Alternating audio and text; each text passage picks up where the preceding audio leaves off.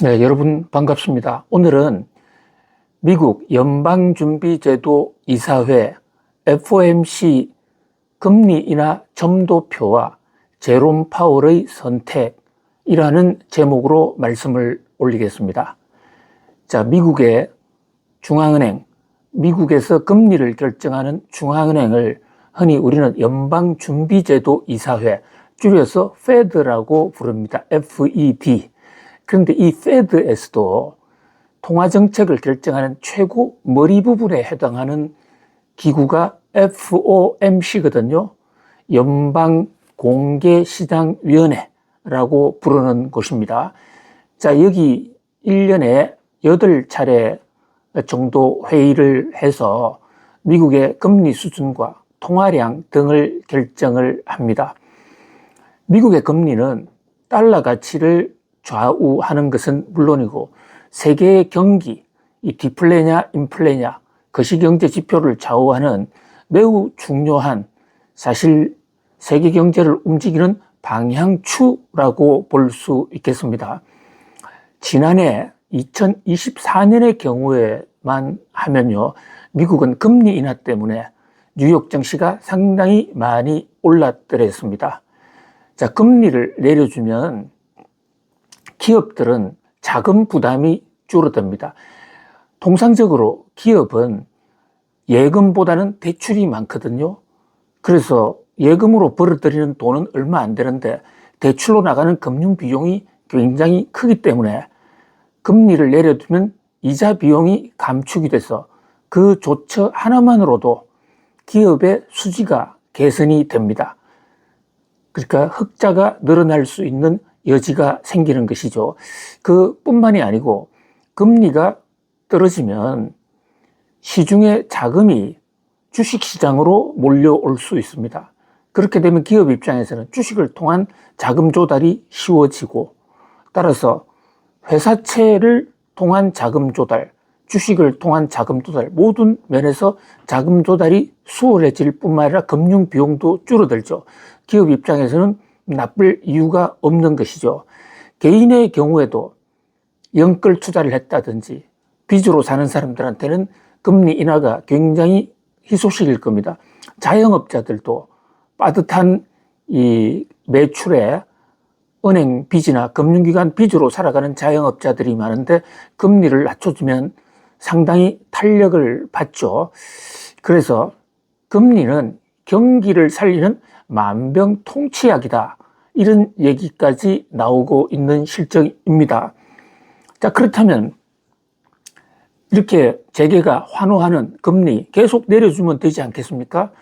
그런데 문제는 금리라는 것이 내릴 때 선기능도 있지만 부작용도 함께 야기할 수 있다. 바로 이 부작용 때문에 연방준비제도 이사회나 또 정부가 금리를 내리고 싶어도 마음대로 내리지 못하는 것입니다. 그 첫 번째 부작용이 물가입니다. 금리를 내리면 통화량이 늘어나고, 통화량이 늘어나면 수요 공급 곡선에서요, 물건을 사겠다는 수요, 특히 돈이 풀려 있으니까 그것을 살 수 있는 능력까지를 포함한 유효 수요가 늘어납니다. 이래 되면 물가가 올라갈 수가 있는 것이죠. 부동산 가격도 사실 금리에 가장 큰 영향을 받는데, 통상적으로 금리 인하는 부동산 가격을 올리는 굉장한 호재이죠. 바로 이런 점 때문에 부동산 가격이나 또는 물가가 갑자기 오르면 또 이것은 경제의 난맥상을 초래할 수 있고 중장기적으로는 경기 침체나 스태그플레이션으로 갈 수도 있습니다. 그래서 연방준비제도 이사회는 전반적으로는 경제의 만병통치라는 금리 인하 쪽으로 지향을 하면서도 그 금리 인하가 부작용이 나지 않도록 매우 조심을 하고요. 또 물가가 많이 오르거나 부동산 가격이 오르면 그 거품을 빼기 위해서 일부러 금리를 올리기도 합니다. 자본주의 시장 경제라는 것은 근본적으로 정부는 개입하지 않고 수요와 공급에 맡긴다는 것인데요. 그럼에도 불구하고 정부가 할 수 있는 유일한 시장 통제 방식, 사실 직접 개입을 하지 않고 원격적으로 조절을 하는 것이죠. 그래서 이것을 FOMC라는 게 공개시장위원회, 페더럴 오픈 마켓 커미티에서 공개해놓고 정부가 시장을 머니플레이트한다, 조종한다라는 뜻에서 연방준비제도 이사회의 금리 결정 최고기구 이름도 FOMC라고 부릅니다. 자, 그런데 지난해까지만 하더라도 금리를 내렸던 연방준비제도 이사회 FOMC가 올해 들어서는 금리 인하에 매우 인색합니다. 금리를 연이어 지금 동결하고 있죠. 자, 금리 동결하는 이유는 가장 큰 요인이 트럼프의 관세 폭탄입니다. 트럼프가 나름 나라를 살리겠다고 지금 전 세계를 상대로 관세 전쟁을 하고 있는데, 관세율을 높이면요, 그 높인 만큼 수입 물가가 올라갑니다. 미국 소비자들이 부담이 되는 거죠. 그러면 물가가 또 뛰게 되거든요. 긴 미래로 보면 미국의 무역 흑자를 개선할 수도 있겠지만 외국산 수입품을 억제했어요. 그러나 단기적으로 보면 관세를 부과했을 때 그 부과된 관세는 미국 소비자들이 무는 것이고, 미국 소비자들의 지출을 많이 강요하게 되고, 또 그렇게 되면 물가도 올라갈 수밖에 없는 그런 관세의 악순환이라는 게 있습니다. 그러다 보니까 연방준비제도 이사회에서는 이거 금리 현 상황에서 트럼프 관세 폭탄이 어떻게 확산이 되고 또 물가를 어느 정도 끌어올릴지를 잘 알 수가 없는 것이기 때문에 금리를 올리기도 그렇고 내리기도 그렇고 애매한 상태에서 동결을 연이어 하고 있는 것이라고 볼 수 있습니다. 따라서 지금의 미국 FOMC 회의는 금리를 올리느냐 내리느냐 그 자체 결정은 별로 관심사가 아닙니다.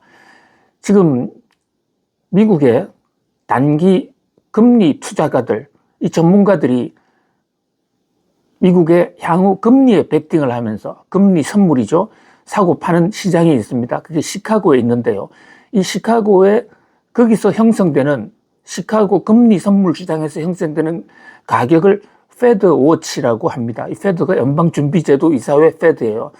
자, 여기에 나타난 미국 전문 투자가들의 전망을 보면 당분간 미국은 계속해서 금리를 동결할 것 같다. 그러다 보니까 우리가 미국 FOMC 회의를 하면 종래에는 금리 인하할 것인지 동결할 것인지 인상할 것인지 매우 관심 있게 지켜보았습니다만은, 최근에는 연준이 어차피 금리 동결할 거야 하다 보니까 별로 연준의 결정에 대해서 주목하지 않는 경향이 있습니다. 자, 그런데 연준은 금리 결정만 하는 게 아니라 3개월에 한 번씩 점도표라는 걸 발표합니다. 점도표. 자, 점은 꼭꼭꼭 찝는 점, 도는 그래프라는 그림의 도. 그것을 점으로 찍은 그림을 표로 나타낸 것이 점도표인데요. 영어로는 다트 그래프입니다. 이것은 연준 최고위직 18명이 있습니다. 18명이 익명으로 앞으로 6개월 후, 1년 후에 미국 연준의 기준금리가 어떻게 될 것인가를 한번 찍어보라, 이러는 것이거든요. 근데 이 18명이 실제로 금리를 결정하는 사람들이잖아요. 그러니까 이 사람들의 전망은 곧 앞으로 미국 연방준비제도 이사회 FOMC의 금리 인하 또는 금리 인상 계획이라고도 볼 수가 있죠. 물론 너무 구체적으로 나오면 안 되니까 익명으로 찍고 그 평균치를 냅니다. 그렇지만 이 평균치도 시장에서는 굉장히 중요한 자료. 요즘처럼 미국 연준이 금리 결정을 하지 않고 동결하고 있는 상황에서는 점도표가 훨씬 더 중요한 것이죠. 자, 이 점도표 3개월에 한 번씩, 그러니까 매 분기 말 3월, 6월, 9월, 12월 달에 발표를 합니다. 작년 12월 달에 나온 점도표에서는요, 2025년 미국 연준은 금리를 2번 정도 인하할 것이다. 한 번에 0.25%포인트니까 2번 하면 0.5%포인트 정도 내릴 것이다. 이렇게 점도표에 나타났더랬습니다. 그 전 3개월 바로 전 2024년 9월 달에 나온 점도표하고 비교하면요, 굉장한 차이가 있거든요.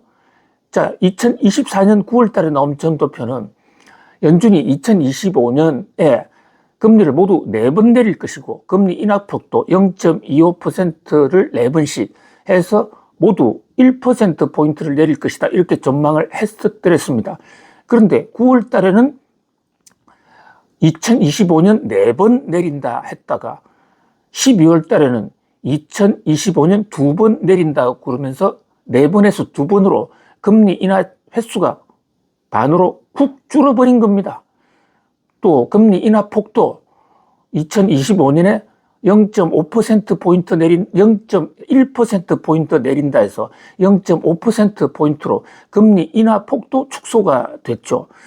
자, 2024년 9월 달과 12월 사이에 대체 무슨 변화가 있었을까요? 2024년 11월 5일 트럼프 대통령이 당선이 됐습니다. 바로 트럼프 변수 때문에 미국 연준이 금리 인하 계획을 크게 변화시켰다 이렇게 볼 수가 있거든요. 트럼프가 관세를 폭탄을 때릴 가능성이 있고 그렇다면 높아진 관세만큼 미국이 돈을 더 많이 물고 또 물가도 올라갈 것이다. 따라서 물가가 높은 상황에서는 금리를 함부로 내릴 수가 없습니다. 오히려 금리를 올려야 될지도 모르는 그런 상황이 올 수도 있어요. 자, 그런 면에서 바로 연준 위원들이 점도표에서 또 2025년에는 당초 4번 금리 인하를 2번으로 줄였습니다. 자, 이제 트럼프 대통령이 취임을 하고 몇 달이 지났습니다. 이런 상황에서 연준이 어떻게 판단할 것이냐. 이게 바로 이번 점도표에서 상세히 드러나게 되는 것이죠. 현재 세간에서는 현재 점도표에 큰 변화가 없을 것이다 라는 세력과 또 점도표상에 그래도 금리를 한 번 정도는 올리지 않을까. 지금 최근에 미국 경제가 조금 침체 분위기도 있거든요. 관세 때문이긴 하지만 각종 지표 중에서 거시경제 성장 지표가 조금 흔들리는 그런 모습이 있습니다. 그래서 점도표에서 3번 올린다라는 얘기도 있었습니다. 어쨌든 2번이든 3번이든 이것은 연준 FOMC 점도표를 보면 소상하게 알 수가 있고요. 연준이 FOMC를 하자마자 우리 점도표부터 뜯어봐야 되겠습니다. 자, 이 김대호 박사 TV에서도 연준 점도표 계속해서 커런트 변화상을 후속 기사로 계속 보도를 해 올리겠습니다.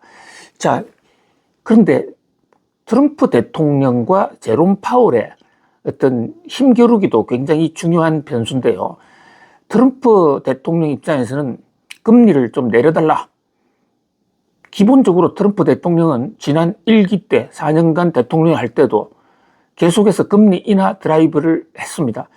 대통령 입장에서는요, 금리를 내릴 때 얻을 수 있는 표가 훨씬 더 많아요. 금리를 올리면 물가는 좀 잡을 수 있겠지만, 그러나 표를 본다면 금리 인하 인상의 고통에 따른 표 이탈도 많기 때문에 정치가들은 대부분 금리 인하를 주장하는 경향이 높습니다. 제롬 파월 연준 입장에서는 좀 상황이 다르죠. 그렇다고 자기를 임명해 준 사람이 바로 트럼프 대통령인데, 제롬 파월 연준 의장이 트럼프 대통령의 면전에 대놓고 부정적인 얘기를 하기는 상당히 어려울 것입니다. 그래서 매우 정제된, 그러면서도 시장에는 어떤 일정한 메시지를 줘야 되기 때문에 좀 신중을 기해야 된다든지, 또는 미국의 금리 상황을 관세 문제와 연결시켜서 좀 더 두고 보겠다, 이런 식으로 계속 얘기를 하고 있는 것이죠. 자, 또 하나 연준 FOMC 할 때 분기별로 발표되는 게 경제 전망 프로젝션이라는 게 있습니다. 자, 미국의 경제 전망은 누구든지 할 수 있는 것이지만 연방준비제도 이사라는 미국의 이 중앙은행은 실제로 돈이 돌아가는 통계를 작성하고 파악하고 있기 때문에요. 어디보다도 정확하고 또 빠릅니다. 흐름을 체크하는데. 그런 면에서 앞으로 미국 경기를 가늠하는 데 있어서 연방준비제도 이사회가 3개월에 한 번씩 공개하는 경제 전망 이 프로젝션, 이건 굉장히 유용한 자료고요. 뿐만 아니라 연준이 금리를 인하할까 말까를 결정하는데도 결국은 이 프로젝션을, 경제 전망에 관한 프로젝션을 보고 한다고 해도 과언이 아니거든요. 따라서 연준 FOMC를 한다고 그러면 꼭 챙겨봐야 될 몇 가지 포인트가 있습니다. 다시 한번 정리해 올리면, 첫 번째, 정책 성명서를 통해서 연준이 금리를 인하하느냐 안 하느냐 요걸 봐야 되고요. 그 다음에 두 번째는 점도표. 점도표에서 연준의 고위 간부들이 앞으로 금리를 어떻게 끌고 갈 것이냐, 금리 인하 또는 동결에 관한 향후 전망을 봐야 되고요. 또 제롬 파월이 기자회견, 이 대목에서는 앞으로 연준의 어떤 방향, 또 그리고 현재 상태에서 연준의 고민, 이런 것을 기자들 질문에서 상당히 함축적으로 표시되는 경우가 많거든요. 뉴욕 증시도 이런 연준 의장의 말 한마디에 따라서 폭등을 했다가 폭락하기도 합니다. 자, 네 번째로 체크해야 될 것은요, FOMC에서 네 번째로 체크해야 될 것은 경제 정책 전망, 경제 전망에 관한 프로젝션입니다.